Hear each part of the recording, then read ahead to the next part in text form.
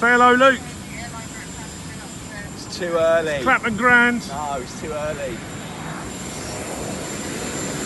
Come on, England. Morning, Red and Blues news. Saturday morning, match day, Sweden v England in Samara.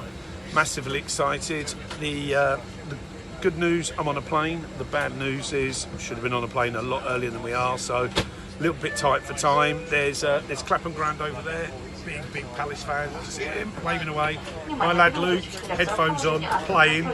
And myself, and it's been already averagely traumatic in getting this far, and as I say, we're not got up into the air yet. Looking forward to the game. Heading out, due to get in probably a few hours now just before kick-off, so not going to be too much on the beer time or too much being a tourist, but Caesar, I'll be there for the game. Samara's meant to be a really interesting city. It's in the absolute middle of Russia, sort of level with Kazakhstan. Temperatures pretty much 25-30 degrees, pretty good. It's on the Volga River, been there twice already, seen parts of that. When we were in Nizhny Novgorod and when we were in Volgograd. Apologies for the announcement in Uzbekistan in the background. It was it was a close city in the Soviet Union days. The tourists haven't been around for too long going in there, and it was their space centre. Anyway, I'm going to say goodbye now because I'm no doubt that announcement's really bugging you. Come on, England.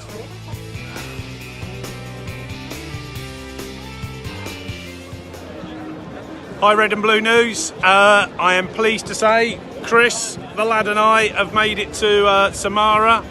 We've got our beers. It was an epic journey here.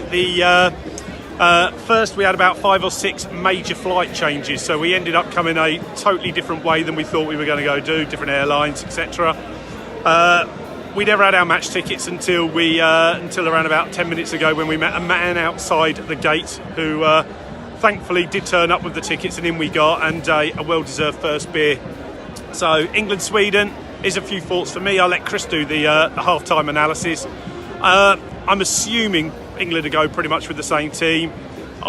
We know what we're going to get from Sweden. Massively hard-working, traditional flat-back 4, very English in style. I was there when we played them at the Euros in Kiev in 2012.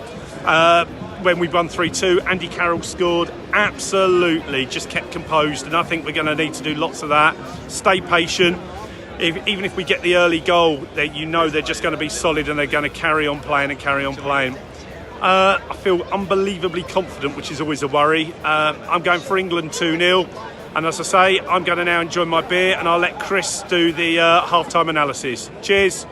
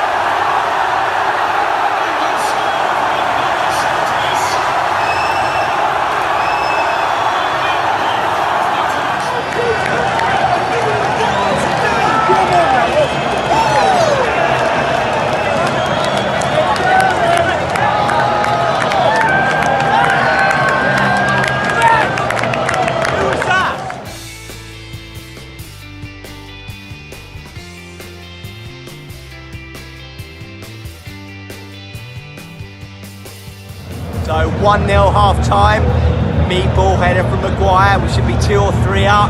Sterling still hasn't got his shooting boots on. We've totally dominated. Sweden haven't really threatened. It's an interesting dynamic because we're sitting with the players' families, specifically like next Ashley Young, John Henson. So be a bit careful what we say, but to be fair, both played really well so far. And the other odd thing is it's 90% Russian here. There's hardly any Swedish fans at all, and relatively few England fans. They're out seeing Sweden obviously by a lot, but it makes for an interesting atmosphere. But we'll see what happens in the second half. It's coming home, lads.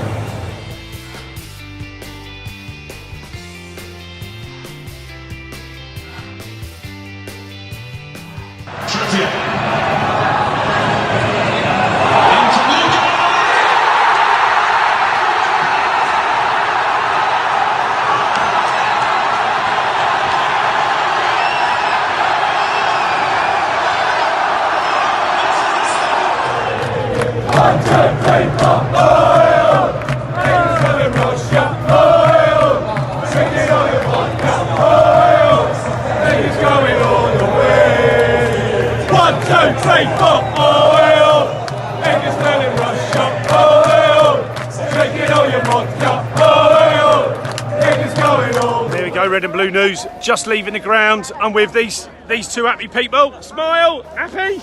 Get in there! It's coming home. 2-0, relatively comfortable. I know Pickford got man of the match, but I think we had another gear to go.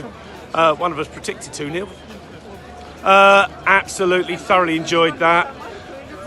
The journey goes on. I no idea where I'm watching Wednesday night because I'm in Copenhagen on Thursday to watch the Mighty Palace. But if we make it somehow, I will be in Moscow next week. I do have a match ticket.